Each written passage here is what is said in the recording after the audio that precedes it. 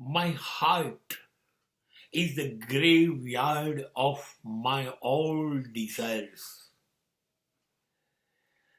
શું કરું? દિલ હૈ કે માનતા નહીં. એને જીવવાનું બહુ ગમે છે. એટલે મારું દિલ છે ને દરેક મિનિટે જીવવું તો છે, પણ અદ્ભુત જીવવા માટે કંઈક ને કંઈક માંગણીઓ કર્યા કરે છે. એને ઈચ્છાઓ થયા જ કરે છે, રોકાતો નથી. હજી તો હું એક ઈચ્છા એની પૂરી કરું એ પહેલા બીજી 10 ઈચ્છાઓ મારું દિલ મારી સામે મૂકી દે છે કે મને આમ કરવું છે, મને આ કરવું છે. Desires are endless. દર વખતે નવી નવી ઈચ્છા. અને પછી ચલો માની લઈએ ઈચ્છા થઈને આપણે એને સંતોષી પણ નાખી, તો એનામાં સંતોષ આવવાનો ગુણ નથી. ફરી પાછી આવી જશે. સવારે જમ્યા, પાછા સાંજે જમવાનું. સવારે ચા પીધી, હવે બપોરે પીવાની.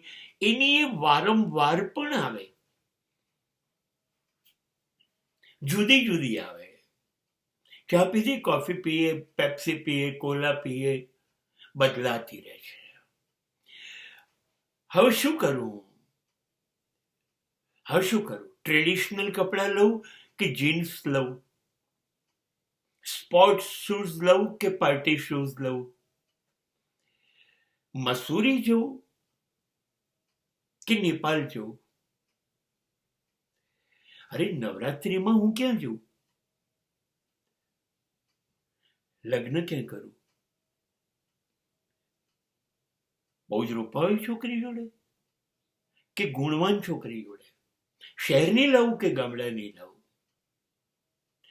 ઓ બાપરે! એક પછી એક ઈચ્છાઓ રજૂ કરતી જ જાય. હવે બધી તો હું નહીં સંતોષી શકું ને, એટલે મરી જશે.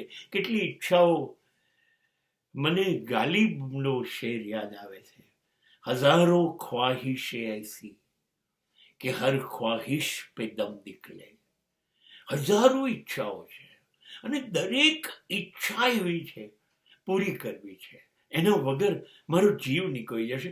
મારો જીવ એમાં છે, મને એ ઈચ્છા કરવી છે, સંતોષવી છે, પણ નથી શક્યતા. ક્યાંથી લાવીએ એને? પૂરી કરવાની શક્તિ ક્યાંથી લાવીએ? નથી હોતી આપણી પાસે, એ શક્તિ નથી.